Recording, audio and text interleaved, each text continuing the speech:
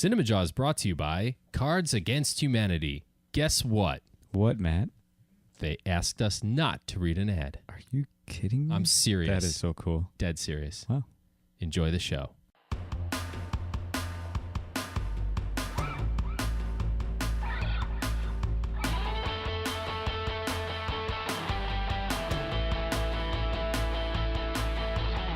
You're listening to CinemaJaw, the greatest movies podcast ever, recorded on location at Cards Against Humanity in Chicago. My name is Matt Kay, and with me is... Rye the Movie Guy. And sitting alongside us, out of the jaw box, is local filmmaker Elias Rodriguez. How's it going, Jawheads? This week on CinemaJaw, Matt, we talked to a director who has made two of the greatest sports films of all time. David Anspaugh.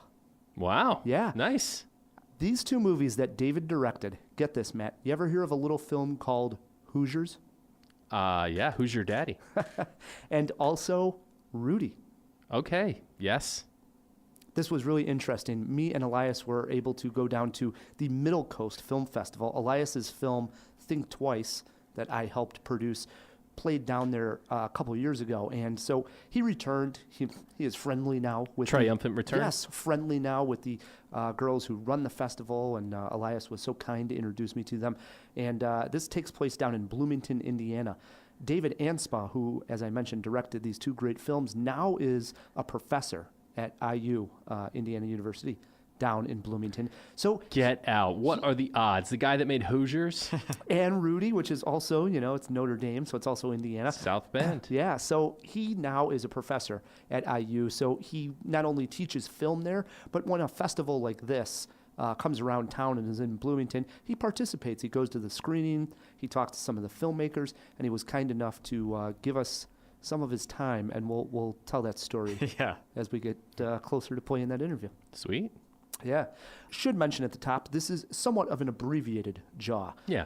We are actually physically taking a week off. So we're recording this a little bit earlier, and we sometimes just take the week off, but we actually had enough material. We got lives outside of CinemaJaw. We I know do. it's tough We to do. imagine. Matt's going to be traveling, and I'm going to Los Angeles. you are. Yeah. More on that. And so sometimes we just take the week off, but we actually had enough material where we said, hey, we can actually put together a nice little jaw for the Jawheads, and Yeah. we don't even have to really, in turn, really miss a week. No, we're not even calling this a mini episode because I think it's a jam-packed Jaw as always, right? It is. And Jawheads, because this is an abbreviated jaw, we are going to wait 1 week until we have a brand new riddle and also our movie of the month pick and review. So that'll be coming up on the following jaw.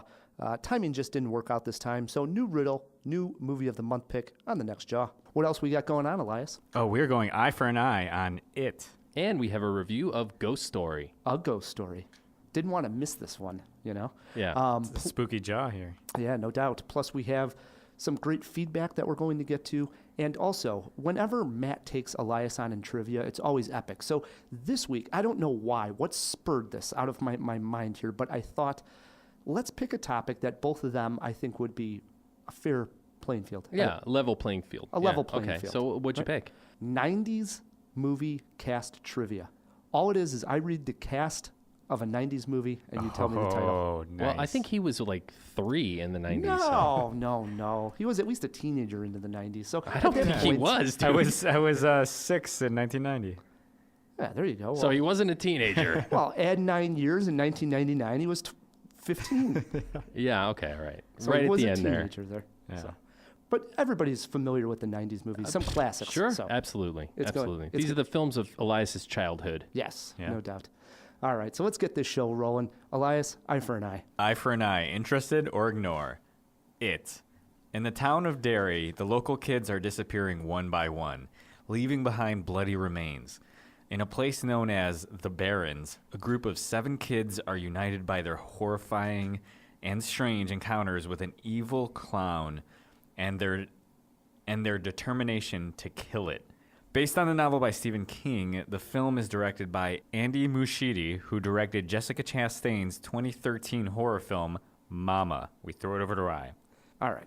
We went and talked about Stephen King when Dark Tower came out, and I mentioned how I've never really read the Stephen King novel, so I have not read it. I've never seen the television movie, It. Now, I see the trailer for this. It looks pretty good, but it's nothing like, wow, I need to go see this movie. I guess I'm slightly interested because I do get freaked out by scary clowns. So it's got that going for it. Slight interest for it. Matt. Well, they're building in sequels here because we know they're not going to do the adult storyline because they haven't casted the adults. And I have seen the original TV movie with Tim Curry as Pennywise the Clown, and it was phenomenal. It was one of the most enduring horror movies to this day. Pennywise is an icon. To get an update of Pennywise, I think, is tremendous. I am very, very interested in it.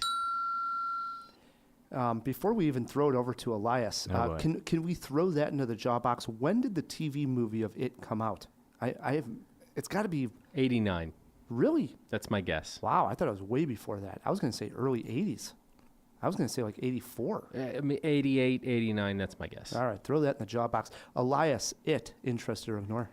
I think that some of the scenes in the trailer look pretty well done, like very cool, especially that, the slide scene where they're looking at all the old school slides, and then it starts to frame by frame show Pennywise as the woman. It's pretty cool, but I feel like Pennywise himself is a little too neon and well lit in these dark scenes. It's just, I feel like what might ruin it is the look of the clown and the Hollywood, like, hey, just so you know, the clown's here, when they could have went more dark and noirish and like horrifying in a different look. But regardless, even though it might be ruined by that, I'm very interested. Wow. 2 interesteds. I should say 3 interesteds for It. 1 slight, though. You mentioned this adult storyline. Yeah. I don't even know what you mean. Okay, so this is about the kids in Derry, right? And their encounter with It. And then they all grow up and have lives and get married and have their kids of their own, or not. And then It comes back. Spoiler alert. I mean, this is a 30-year-old novel at this point. And they get back together. The Losers Club comes back. And that was a big point in see. That's where John Ritter came in and all the adult actors. Yeah. So what you're saying is this one is only the kids' version from what it seems. Yes. And then later we would have like a sequel. A sequel. Gotcha. It's kind of a no-brainer. This is a 2-movie deal. Wow. Interesting. All right.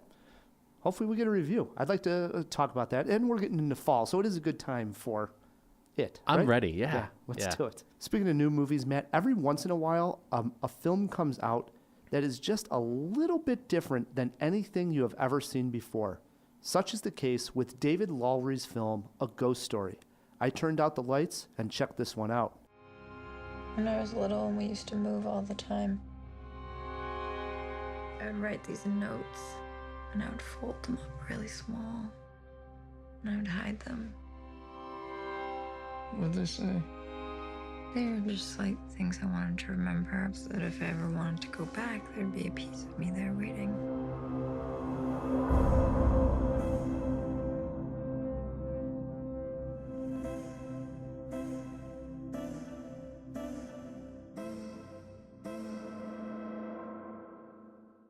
Casey Affleck and Rooney Mara star as 2 young lovers. Early on in the film, Casey Affleck's character is killed in a car accident. What unfolds for the next 80 minutes is an exploration of love, loss, time, and even human existence. The poster of this movie, or images online, show a ghost in a bedsheet, and that is the case. Affleck's dead body is draped in the morgue under a white cloth. When his body, or spirit perhaps, wakes, he rises up and begins to walk. So we have that strange image of a bedsheet ghost. He goes to his home and watches how Mara's character deals with her grief. This includes, Matt, and I'm not joking, a 5-minute scene, no cut, of Mara eating an entire pie. And someone made this pie for her to comfort her during this time.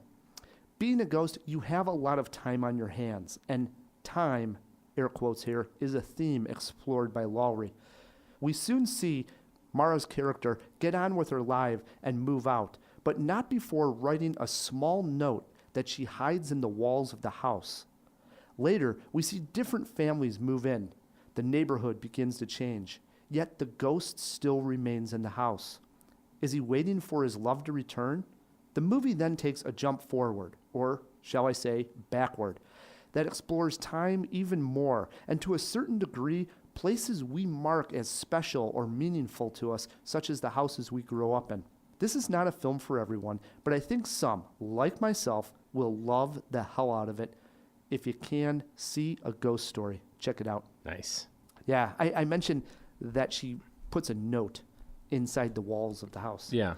And I saw this at the Chicago Film Critics Film Festival, and I mentioned, I came out and I was talking to Don, Shanahan. yeah, from Every Movie Has a Lesson. Yeah. And he was asking me what I liked, and I said, boy, once she wrote that note and put it in the walls of the house, I was in love with this movie because I don't know your case, but I've only lived in like 3 main areas. And now I've had multiple. When I was in college, I lived there for a year, but I don't consider that like it was my house or my home.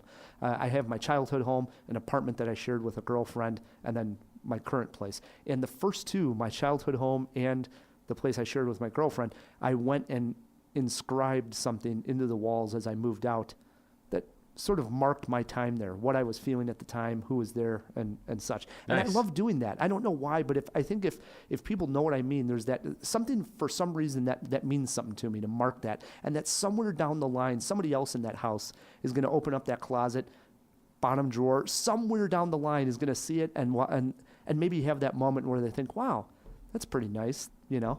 So-and-so lived here. Here, yeah. And they were Yeah. happy and blah, blah, blah, whatever I wrote. And so I knew right when she put this note in the walls, I thought, oh, this is so my kind of thing. And the ghost is trying to get to this note. And of course, he has ghost hands. He has this bedsheet hands. He has no way of getting into the wall. That's just one part of it. But I mean, it's such a strange movie. He can't pass right through the walls? No, he can't. It's not that kind of ghost. No. This is like a physical ghost in a bedsheet. People can't see him, but in the world of ghosts, he's quite physical. He can't just walk right through a wall. Bummer. Yeah. It's interesting. Yeah, this yeah. conceptually sounds pretty amazing, all these little moments that you're talking about. Yeah, no doubt.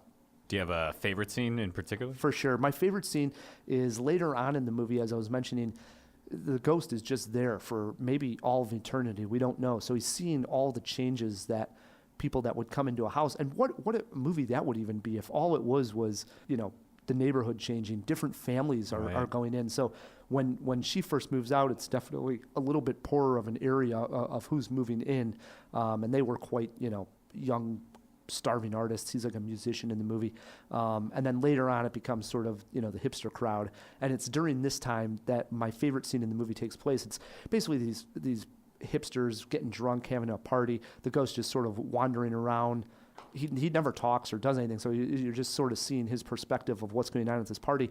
And this one guy just goes on this drunken rant of like what it means to be alive and how people who are artists are trying to do their art so that in some way somebody after they're long and gone sees their art and lets them know that they were here.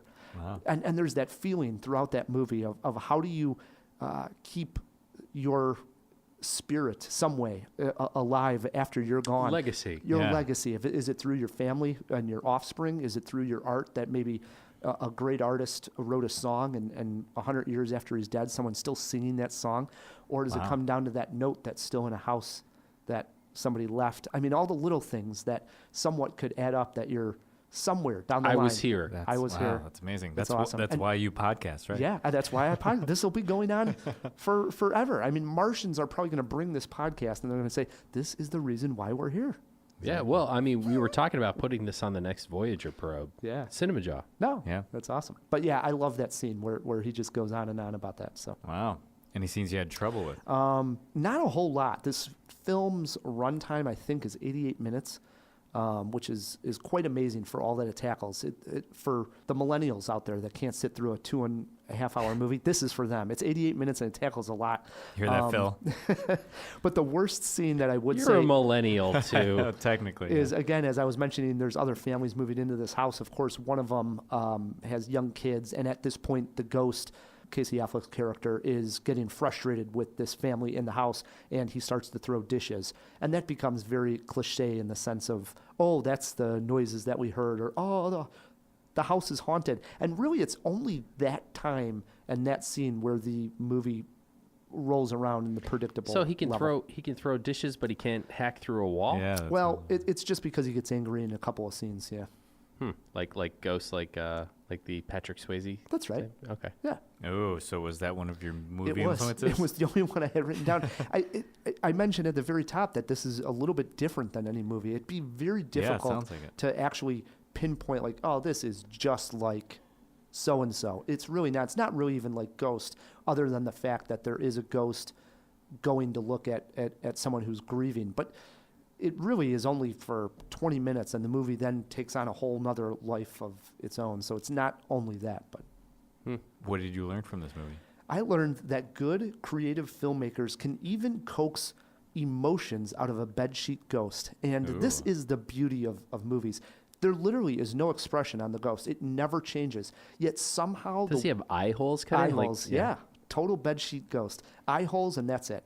And somehow David Lowery gets you to really feel what the ghost is feeling. And what an accomplishment that is as a filmmaker. I mean, nothing changes on the ghost. It's just the way the shots come in, probably the lighting, the way the angle of the camera. Yeah. All of that has, a Weight, weight a weight of Definitely. you're watching it, and it's like, you know what he's thinking. But how do we know? The expression never changes. Absolutely. But yeah, it's brilliant. It's Gotta literally brilliant. Got to give props to the cinematographers out Yeah, there, no because doubt. what if David Lowery didn't even care about it? Oh, I'm sure he did, though.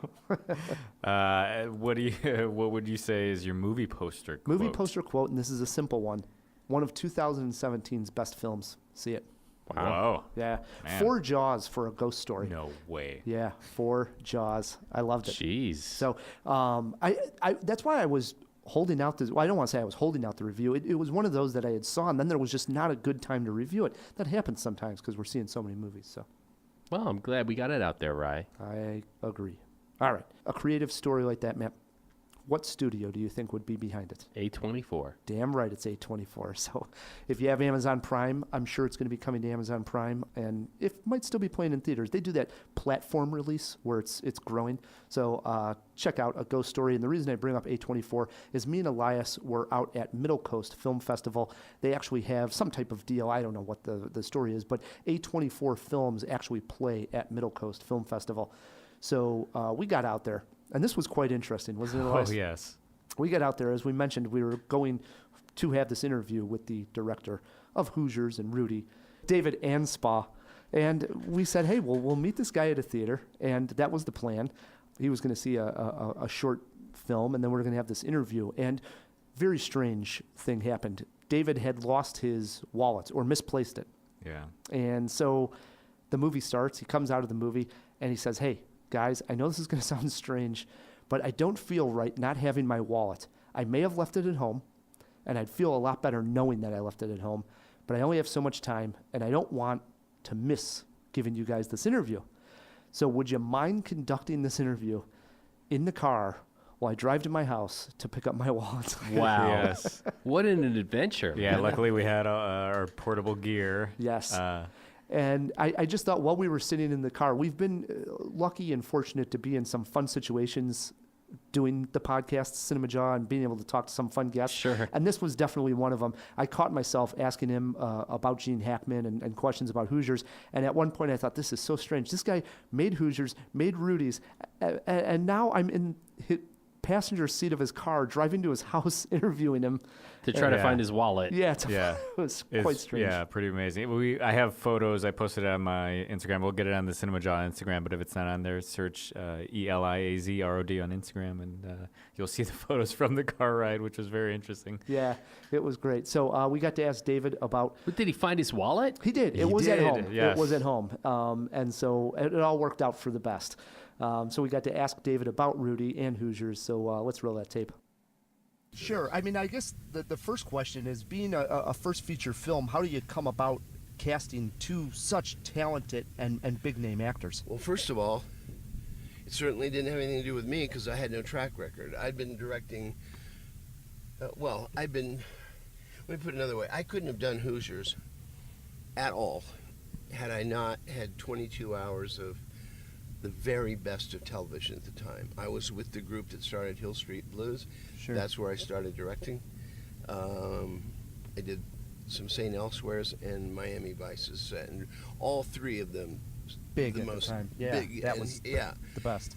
So it wasn't like it was my first barbecue, you know.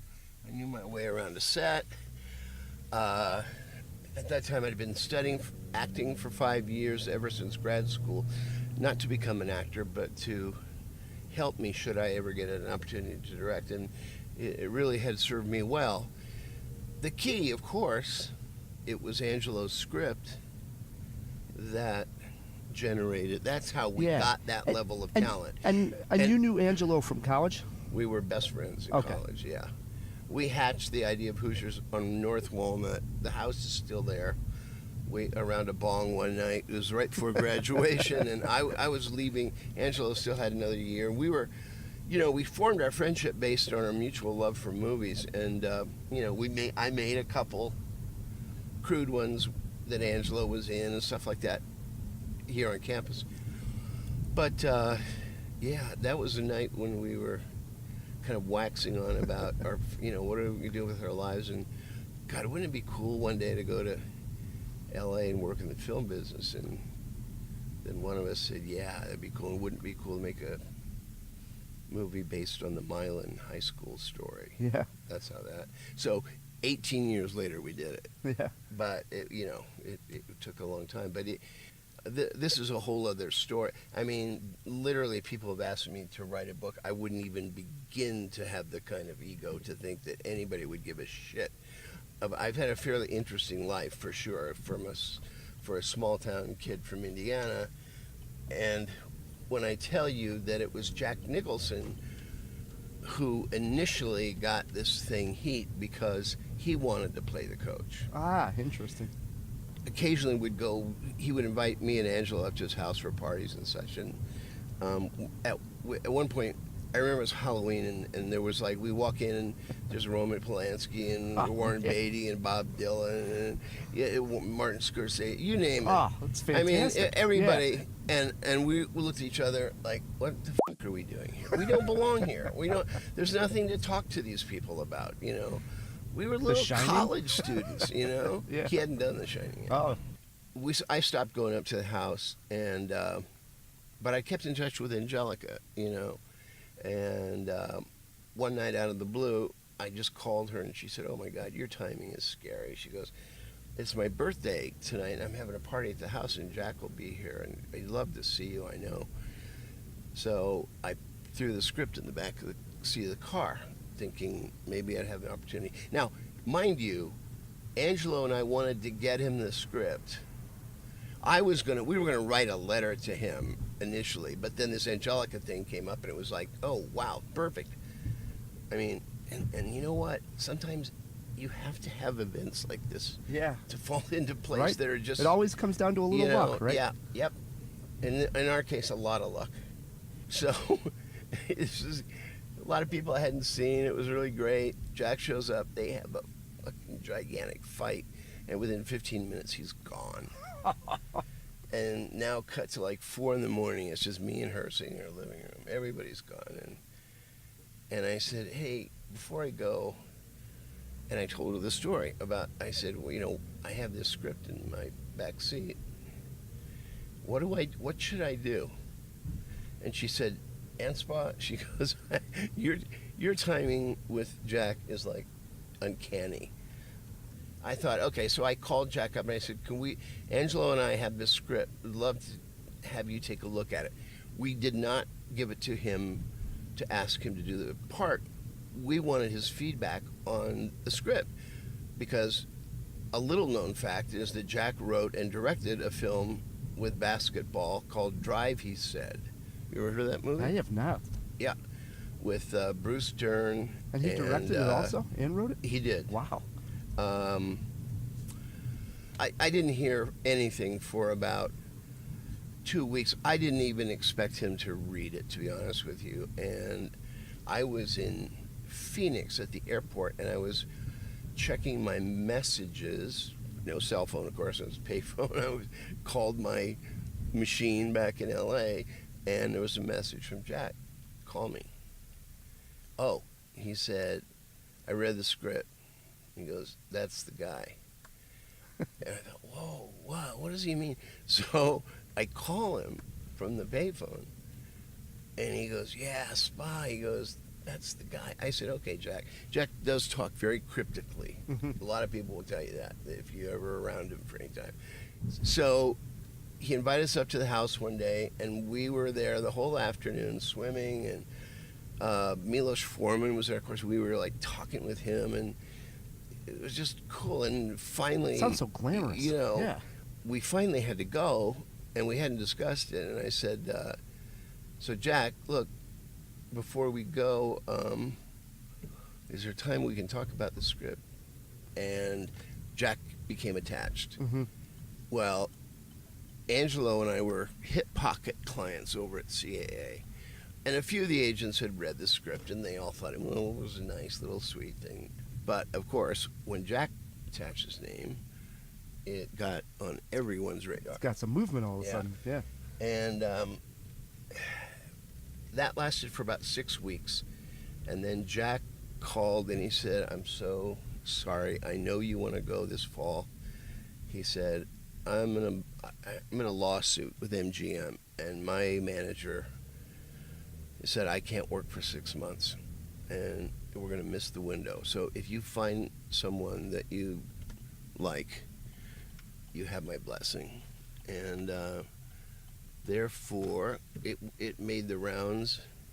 I could tell you a great Burt Reynolds story, but I'm not, because I'm just talking too much. But so eventually, somebody at CA gave it to Gene, and Gene signed on. And there was only one actor that I wanted to play the role that Dennis Hopper played, role shooter, and that was Harry Dean Stanton. And we sent it to Harry Dean, and he passed. We went to New York. We went to Chicago, looking for the right person. Tough role to cast, shooter. But I was home one night. I saw an old TV movie called King of the Mountain, and it was about an old hippie that raced on Mulholland Drive, oddly enough. And I called Angelo, and I said, hey, don't laugh, because we never discussed it. You know, back then, Dennis was way off the radar. I said, but what do you think about Dennis Hopper in that role? And Angelo goes, well, it might work, but isn't he like a drug addict? Isn't he like, you know? I said, I don't know, but let's find out. So Dennis ended up coming in. He'd been sober for about 5 years at that point. And we talked for 3 hours, and it was a done deal. The only problem we had was that it overlapped with Blue Velvet. Fortunately, it gave us time for him to do that part, overlap, and then come and do ours. Sure. We could have very easily lost him for good if our schedules hadn't matched. Oh, I hate to think of that. But so funny story is that about the movie had been out about 3 months or something like that, and I was at a restaurant in Venice. I was waiting for a friend at the bar, and I heard these voices behind me, and I knew one of them was Dennis's, and I turned around, and he's with Harry Dean, and he's basically almost holding Harry Dean up, kind of. And he sees me at the bar, and he comes over, and he goes, oh, my God, thank God, David. He said, look, could you help me out? Tony Bill had an office right across the street with a screening room. He said, Tony's having the screening, and Harry's so fucked up, he's talking to the characters on the screen and messing everything up. Would you just babysit him? The movie will be over in 15 minutes. I'll come back and get him. I said, sure, I'd be happy to. And he goes, Harry, this is David Anspaugh. He directed me in Hoosiers. I got to go. I'll be right back. So he goes, oh, man. He said, I loved that movie. Man, he did a good job. Dennis was great. Hopper was great. And I didn't know whether I should bring it up, but I had to. And I said, Harry, can you keep a secret? He said, yeah. I said, you know, and by the way, Dennis had just received his Oscar nomination for the part. I said, you can give it straight to me. It doesn't matter. But you were the only person I wanted to play that role that Dennis played. Can you tell me why you turned it down? And Harry's pretty ashen looking anyway to begin with. Well, he looked like he went like a corpse, and he looked at me and he said, "I never read it. My agent never sent it to me." Wow. I said, "Well, that's really unfortunate." That could have been him getting the Oscar Let me get you a nomination. drink. And then he said, "Well, I got one. Will you keep it secret?" Because he said, "Dennis doesn't know this, and I'll never tell him. But since you told me," in fact, he said, "almost no one knows this, but because you shared that with me," and he said, "Thank you. I'm touched, I'm moved, and I was honored, but I don't have that agent anymore because I found out later that David Lynch had sent Blue Velvet to my agent, wanted me to play the part that Dennis played in that movie." And he said he passed on it without even giving it to me. Wow, that is crazy. So moving on, I have a question for you about Rudy as well. Did you know the actual Rudy, being an Indiana native? How big of a story was? We knew Rudy, or nothing did- about. No, we didn't. Nothing. No.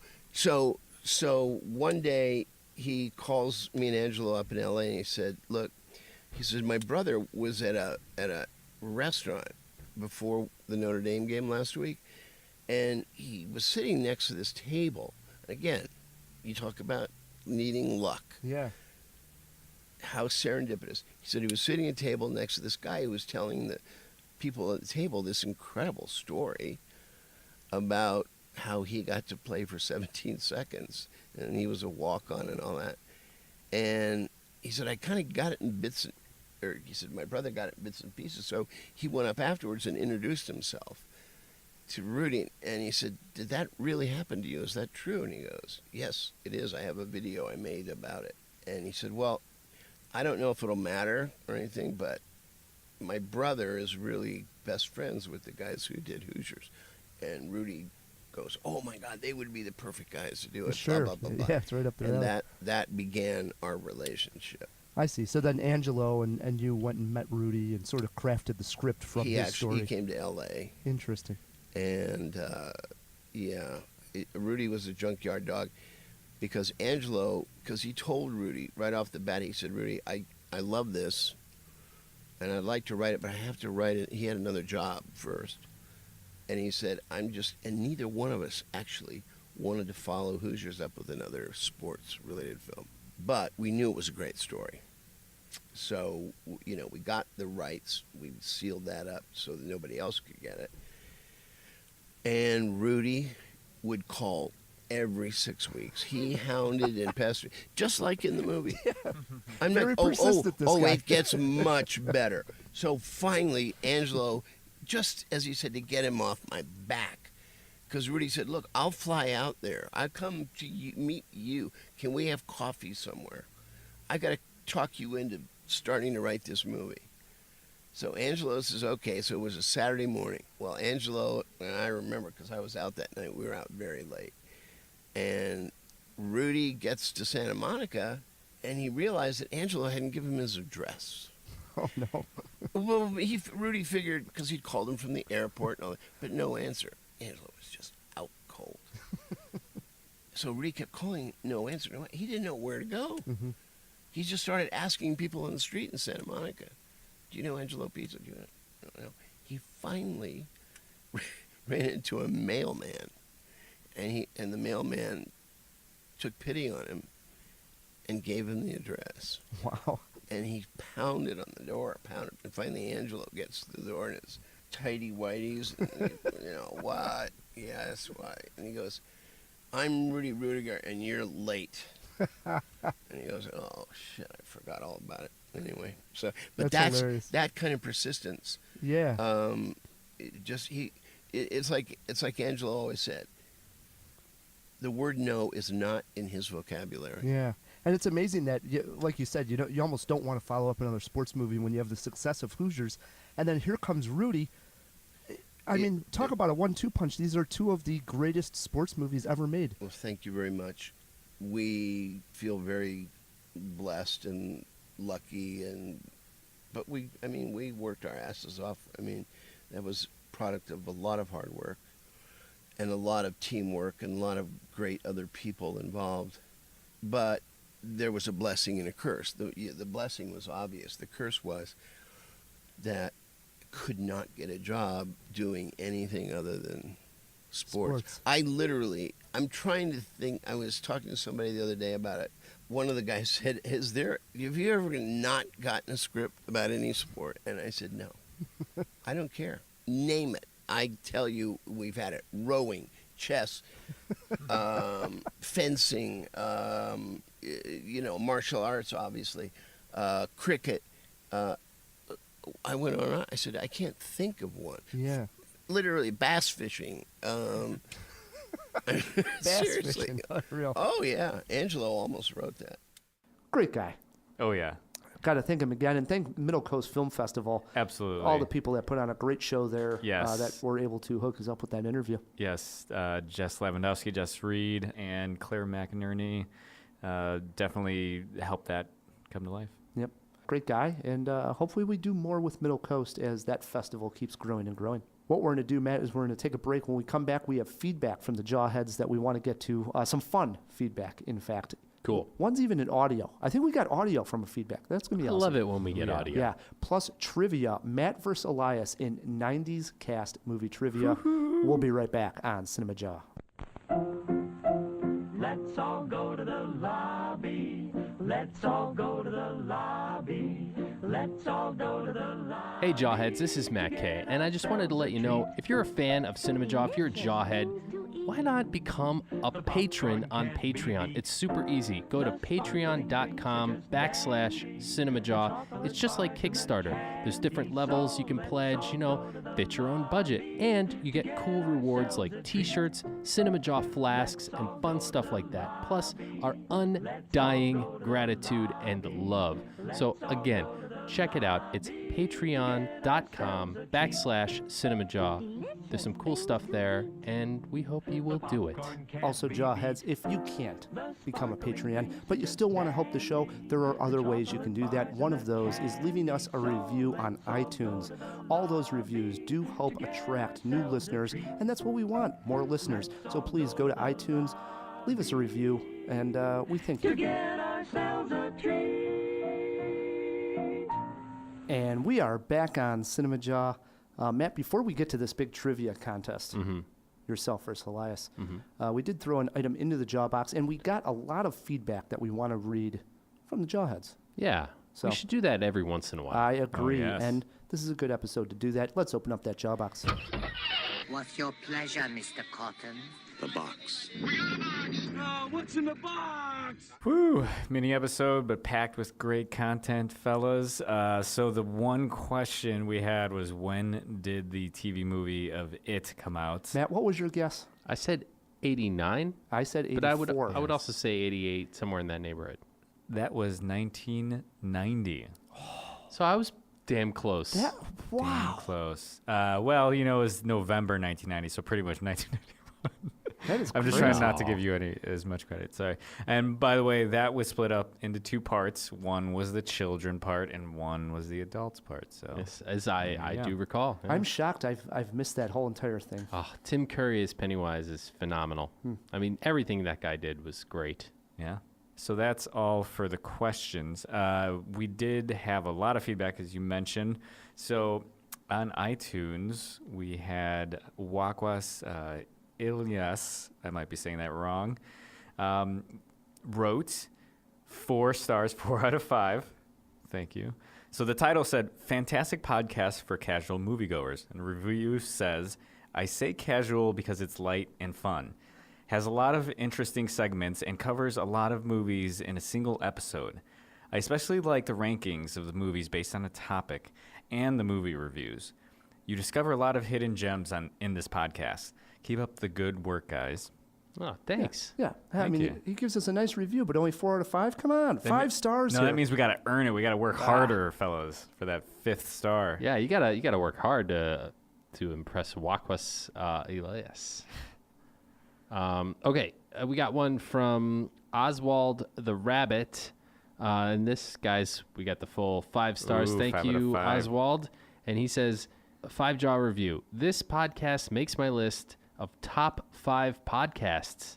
Movie fans will love it. Topics cover current movie reviews, trivia, top 5 lists, monthly riddles, and cinema war debates. The hosts, Matt and Rye, have great dynamic and contrasting views. If you consider yourself a cinephile or just in for a fun time at the theater, you will enjoy this podcast. Aw, thanks, man. Yeah. See?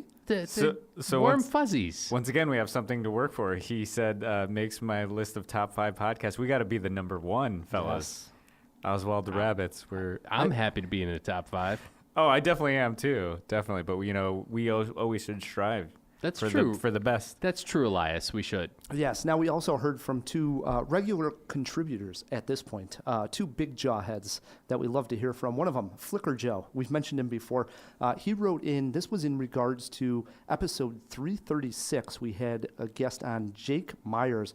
We were doing best heist films. Mm-hmm. He wrote in on that. He said, first off, ha, ha, ha, guys, Mr. Body, that's a laugh, partially because I may be the only jawhead who knows exactly who your guest, Jake Myers, named his Twitter account after. And partially because he got it wrong technically. His name wasn't Mr. Body, it was Slim Goodbody from the creepy 70s show. Yes. Yeah, I know exactly what he's talking about. You do? All right. He says, whoever compared him to Old Rich eventually nailed it. Richard Simmons. There yes. you go. Yep. Good stuff. He says, secondly, Rye the Movie Guy, I must say there was, in fact, one other Wes Anderson heist film. I mentioned Bottle Rocket. He said, The Fabulous, Fantastic Mr. Fox. Well done, Joe. Totally forgot about that one. Third, hey guys, good work. You boys unearthed another. It is as if you said there is one. Turns out there are at least 2. 2 who you ask, 2 people whose favorite Tarantino movie is Jackie Brown. I've always wanted to find another. Bravo to your guest, Jake Myers. Sometimes Inglourious Bastards tries to take over, but it never wins. Jackie Brown has been my favorite since I saw it, which was already after I had seen probably 4 other Tarantino films. I hope you all got to give this one another viewing after your show. Isn't it great? Fourth and last, never, ever get rid of Cinema War. I had to pause there because there were a lot of swear words.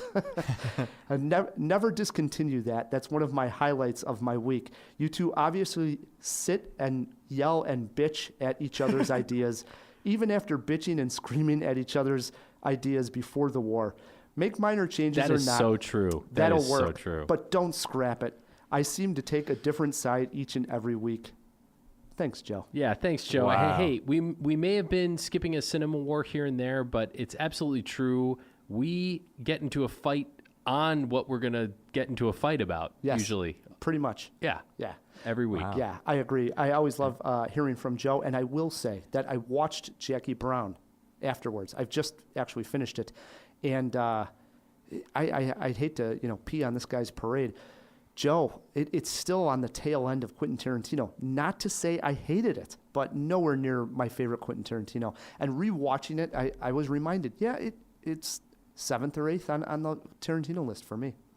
So Yeah, it's It just can't not there climb with that Pulp ladder. Fiction, yeah. yeah, can't climb that ladder for me. But hey, we love hearing from Flipper Joe. Yeah, So, that was great. The highlight of his week is It's Cinema Cinema War. War. See, that's the kind of the top quality that you That's what strive we for. need. That's definitely. now I mentioned we heard from 2 jawheads that I'll go back a long time and are major jawheads. The other one here, This guy goes way back. Paul Chung, is one of our favorite listeners. He has been writing me and Matt, even I think before Elias got on board, wishing us a happy new year and so forth, and commenting how much he enjoys CinemaJaw from, literally from almost the beginning.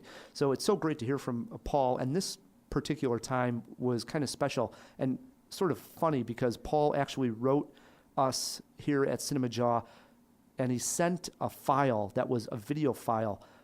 Behind the scenes, me and Matt are actually not Apple people. We were both Android, and it came on an Apple file. Me and Matt actually both opened it and could not open the file.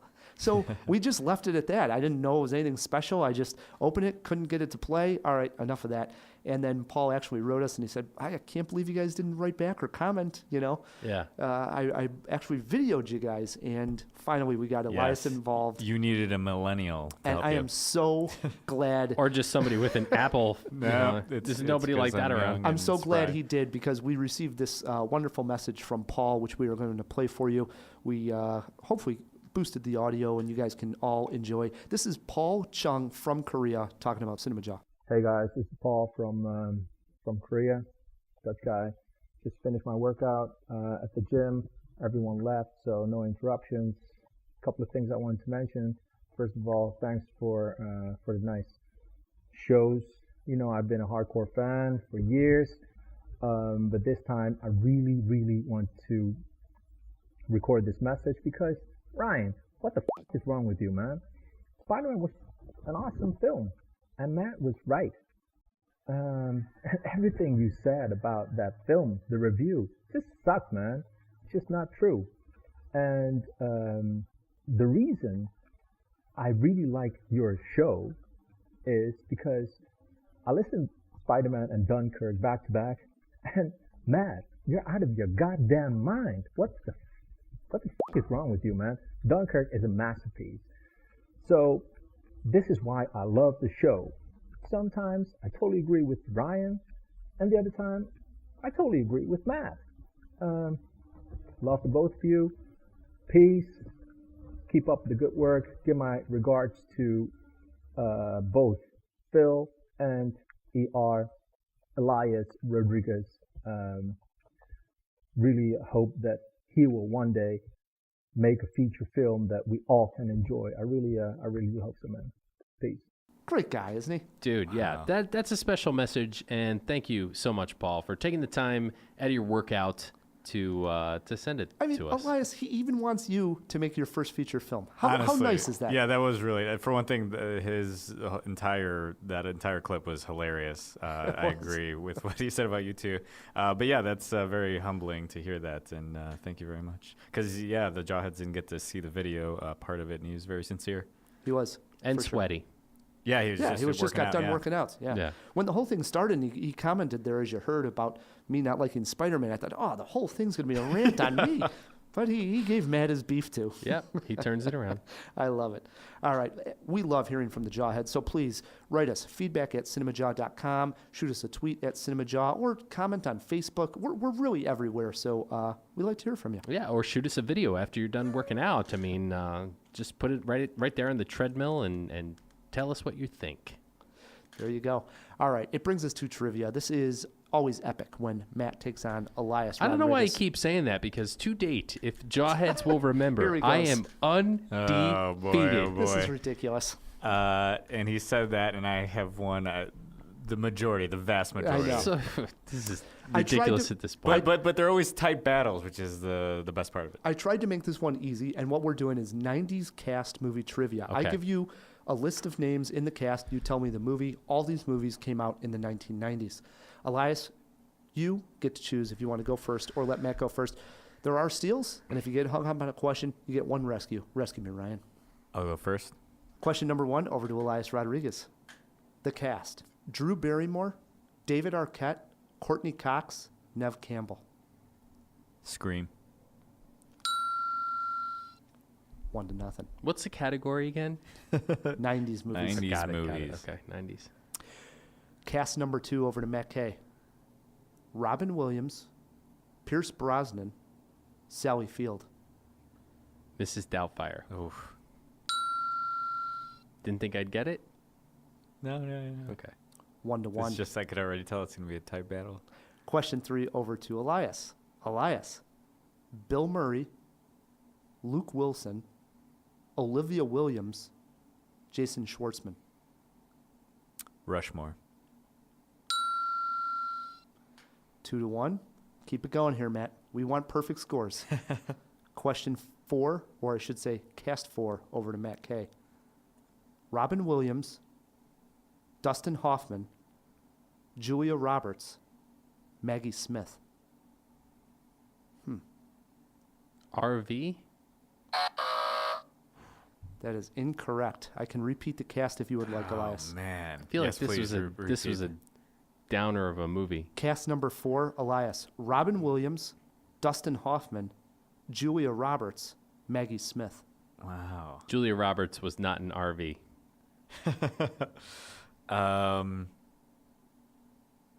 Wow. Oh, Hook. Wow. Bangarang.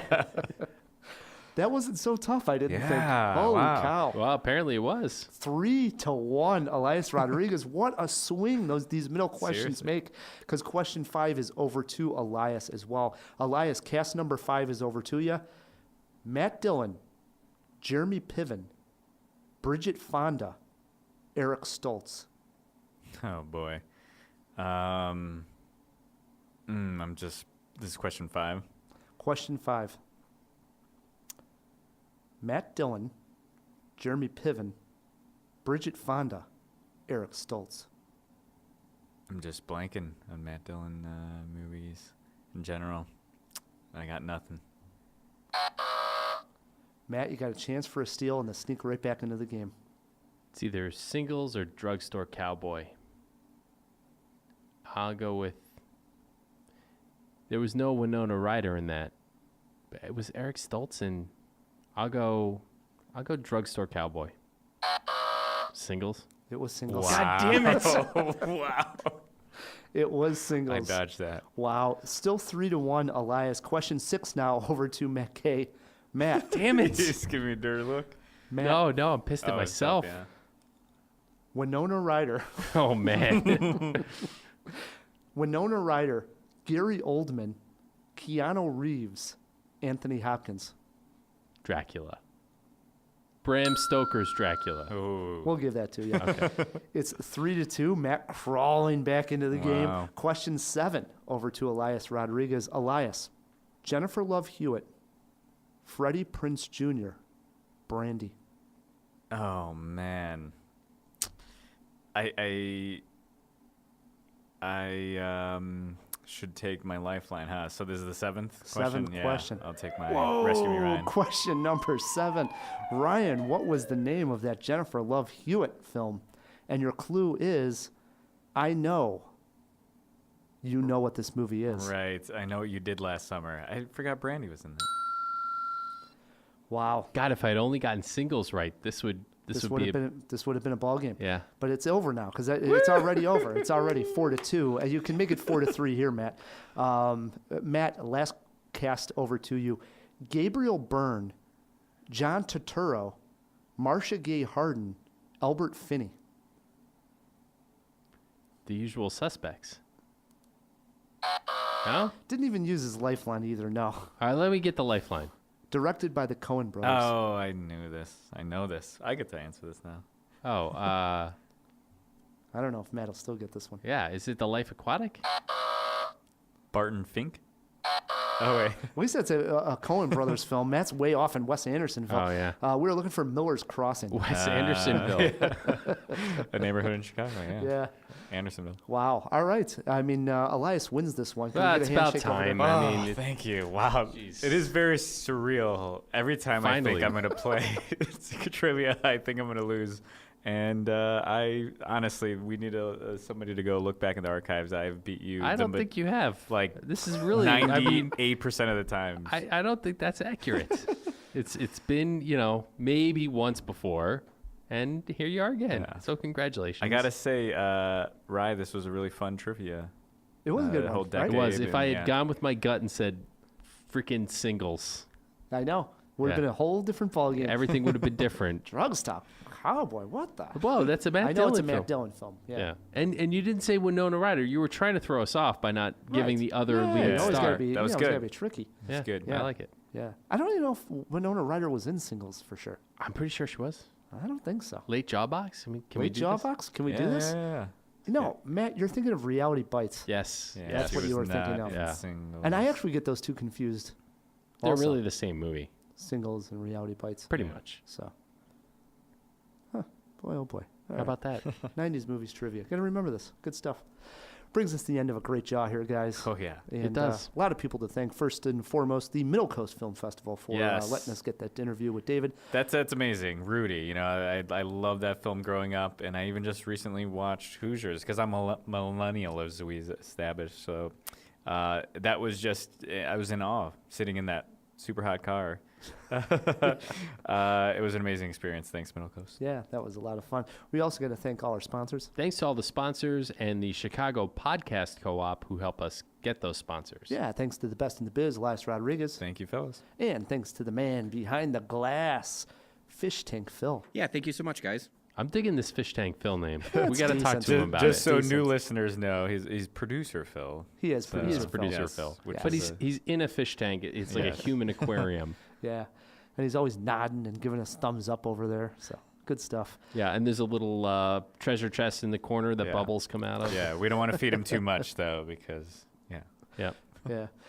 As you heard earlier, Jawheads, we love hearing feedback everywhere, and especially if you leave us some reviews on iTunes or any of the podcast apps like Stitcher. Yeah. Anywhere you can leave us a review, it really does help. It does. And you know what? Even if it's a crappy review and you say you hate us, we'll read it. We'll read it. We right? will? Yes. All right. We have in the past. Okay.